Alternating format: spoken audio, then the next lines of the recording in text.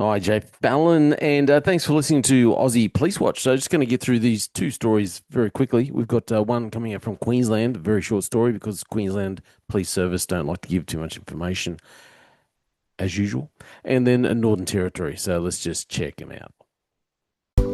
Got my eyes straight ahead, got my head in the game. With the red light on, I'm just waiting for the change. Keep my head down low.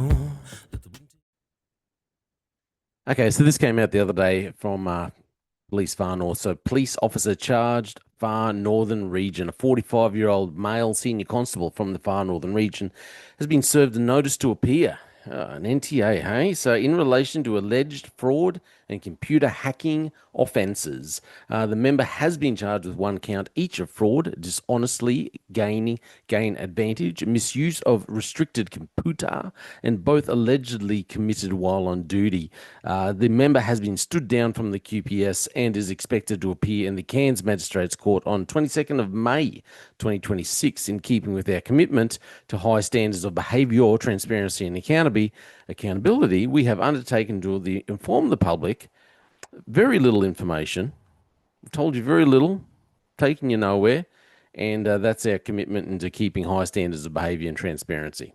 As usual from QPS. So that's all they've got to say. So let's see what else comes out in the courts later on. But let's check out the other story. Okay, so this happened. NT police officer on trial charged with attempting to pervert the course of justice. That's him right there. Carol with a K. Jarentowski. Carol Jarentowski. The lad with the glasses, smug look on his face, and bald head. Northern Territory police officer is standing trial accused of attempting to pervert the course of justice by allegedly trying to pressure his former partner into dropping aggravated assault charges against him.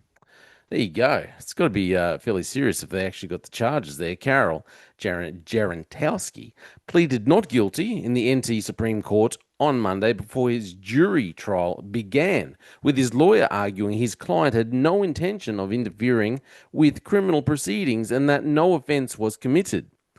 Had no intention of doing it. It's Your Honour. No intention. It's just what I actually did. That's all. In his opening statement, Crown Prosecutor Ben McDonald told the jury that Jarentowski was charged with aggravated assault and issued a domestic violence order in August of 2024 after he threw two t shirts at his former partner. Threw two t shirts. Okay. So, at his former partner, who's also a police officer, during an argument at one of their children's tennis games, throwing two t shirts, and she's obviously okay.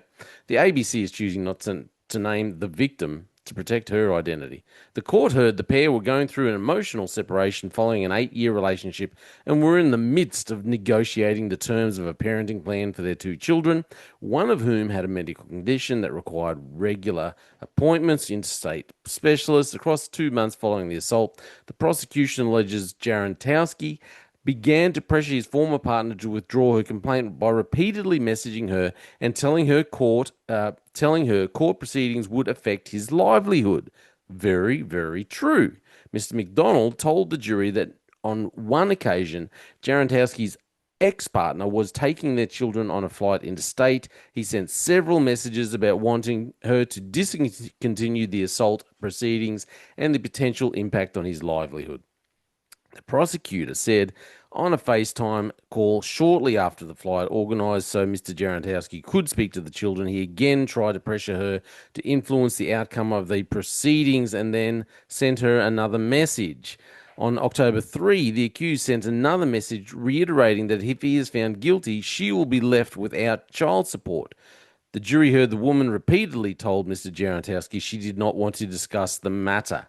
In broad terms, the Crown alleges the accused exerted improper pressure through his repeated requests for her to withdraw the complaint of assault and that his conduct had a real risk to interfere with the conduct of the criminal proceedings. So let me get this straight. They're going through a separation. They're going through a separation. They've had some kind of dispute, some kind of argument. He has thrown two t-shirts at his former partner, who was also a police officer. Let's not forget that. She is a police officer. So, surely, I mean, Come on. Come on. You can't handle two t-shirts? What are these t-shirts made of? Are they t-shirts made out of brick? Two t-shirts got thrown at you, and you went and made a complaint and made sure that a DV, domestic violence order, was served against your ex-partner because of two t-shirts made when you've had an argument. You're going through a serious situation here, a serious life-changing situation. You're separating. You've got two children. He loses his cool, throws two t-shirts at you. You know, this. Anyway, two t-shirts. You're a police officer. Surely you could handle two t-shirts without going through with domestic violence order complaints. Talk about using the system in your favor. Using the system. This is what I don't know. You can't say too much without knowing anything else. But I just saw this so often that people who claim to be victims just using circumstance, just using the law, you know, to get control, to get their wishes, when there's nothing really. I mean, seriously, can you really put this down as domestic violence? You had an argument and someone threw two t-shirts at you.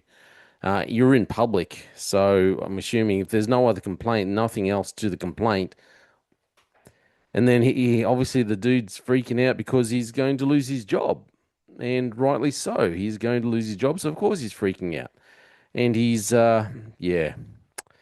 Okay, Jarentowski. What can I say? There's nothing much to say. Look, New South Wales, Northern Territory, giving us the full picture of what's going on here. Jarentowski left in a bit of a bind by the looks of it, and the ex-partner, also police officer, yeah, getting all sooky la la because a couple of t-shirts were thrown at her. Anyway, that's the way it is, I suppose. Nothing much to say, but that is the state of policing in a couple of our states in Australia, here in Australia. And what do you expect?